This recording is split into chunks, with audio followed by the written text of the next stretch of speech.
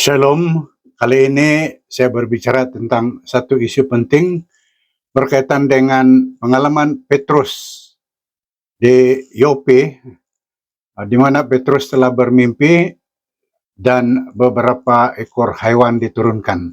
Dan ini telah dijadikan alasan oleh beberapa orang untuk mengatakan bahwa di dalam perjanjian baru hewan yang diharamkan di dalam perjanjian lama kini boleh dimakan.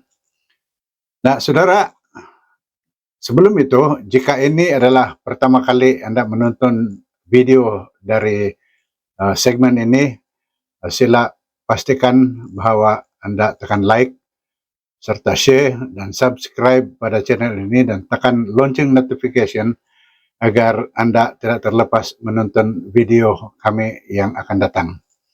Nah, dalam segmen ada tertulis kali ini kita berbicara tentang pengalaman Petrus dalam Kisah 10 ayat 10 hingga 20. Persoalannya, adakah Petrus dalam ayat ini mendapat kebenaran bahwa semua hewan yang diharamkan kini boleh dimakan? Saudara, mari kita baca ayat itu terlebih dahulu. Dari ayat 9. Keesokan harinya ketika ketiga orang itu berada dalam perjalanan dan sudah dekat kota Yope, kira-kira pukul 12 tengah hari, naiklah Petrus ke atas rumah untuk berdoa. Ia merasa lapar dan ingin makan, tetapi sementara makanan disediakan, tiba-tiba rohnya diliputi kuasa ilahi.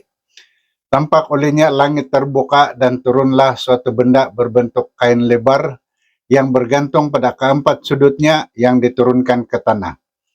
Di dalamnya terdapat berbagai jenis binatang berkaki empat, binatang menjalar, dan burung. Kedengaranlah olehnya suatu suara yang berkata, "Bangunlah hai Petrus, sembelilah dan makanlah." Tetapi Petrus menjawab, "Tidak Tuhan, tidak, sebab aku belum pernah makan sesuatu yang haram dan yang tidak tahir." Kedengaran pula untuk kedua kalinya suara yang berkata kepadanya, "Apa yang dinyatakan halal oleh Allah, tidak boleh engkau nyatakan haram." Hal ini terjadi sampai 3 kali dan segera sesudah itu terangkatlah benda itu ke langit. Ayat 17, Petrus tertanya-tanya di dalam hatinya, apa kiranya arti penglihatan yang telah dilihatnya itu. Sementara itu telah sampai di muka pintu orang-orang yang disuruh oleh Kornelius dan yang berusaha mengetahui di mana rumah Petrus. Mereka memanggil seorang dan bertanya, apakah Simon yang disebut Petrus ada menumpang di rumah itu? Dan ketika Petrus sedang berpikir tentang penglihatan itu, berkatalah roh kepadanya, ada 3 orang mencari engkau. Bangunlah, turunlah ke bawah dan berangkatlah bersama-sama dengan mereka dan jangan bimbang sebab aku menyuruh mereka kemari. Saudara sedang penonton yang dikasihi Tuhan. Kisah 20 ayat 10 hingga 20 adalah petikan penting dalam Alkitab Perjanjian Baru. Ia mengisahkan penglihatan Petrus, salah seorang Rasul Yesus yang berkhayal atau melihat penglihatan ketika di atas bumbung sebuah rumah. Dia menjadi lapar dan ingin makan.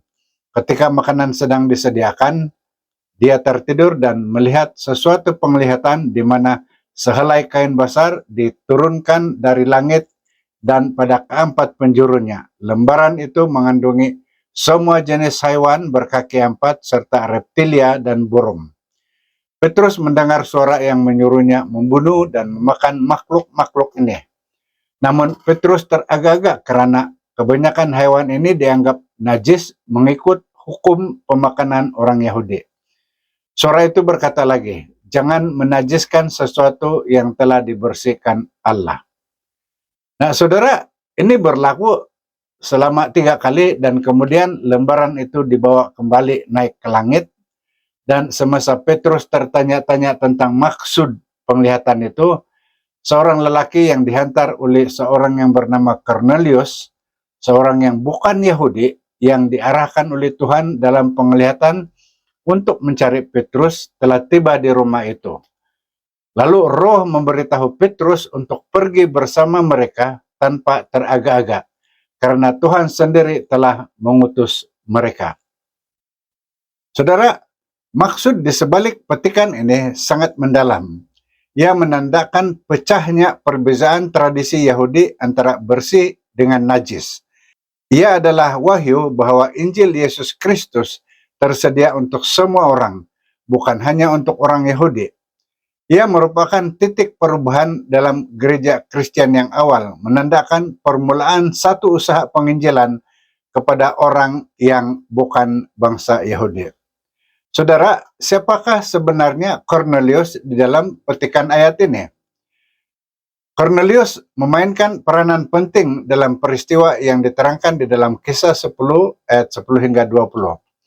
Dia adalah seorang perwira yang ditempatkan di Kaisaria, terkenal dengan kedudukannya dalam regimen Italia. Cornelius adalah seorang yang saleh dan takut akan Tuhan. Bersama dengan seluruh isi rumahnya, dia terkenal dengan kemurahan hatinya terhadap mereka yang memerlukan dan senantiasa berdoa kepada Tuhan. Jadi, saudara, seterusnya kita perhati dalam cerita ini. Pada suatu hari, kira-kira pukul 3 petang, Cornelius mendapat penglihatan di mana seorang malaikat Tuhan menampakkan diri kepadanya. Penglihatan ini merupakan detik yang penting karena ia membawa kepada satu peristiwa yang berkait dengan penglihatan Petrus.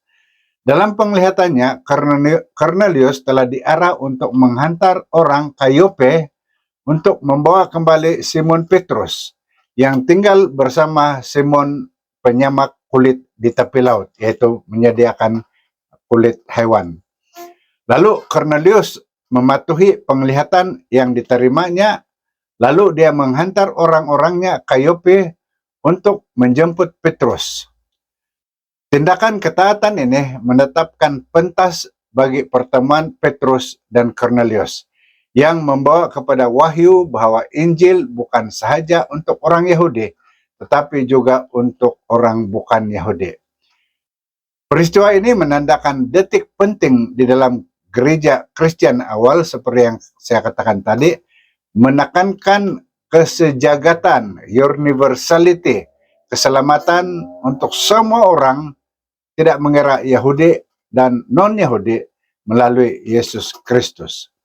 Jadi saudara, peranan Cornelius dalam cerita di dalam Kisah 10 ayat 10 hingga 20 menonjolkan satu keterangkuman rancangan keselamatan Tuhan dan meruntuhkan sekatan antara orang Yahudi dan bukan Yahudi dan menunjukkan penerimaan Tuhan terhadap semua orang yang takut kepadanya melakukan apa yang benar.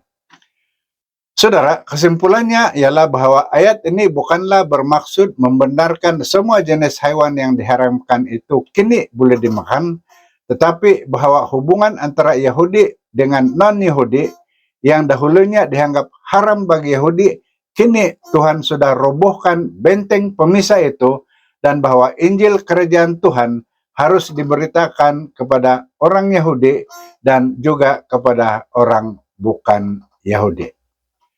Sekian, semoga pencerahan ini serba sedikit sudah memberi penerangan kepada kita tentang apa sebenarnya maksud mimpi Petrus itu.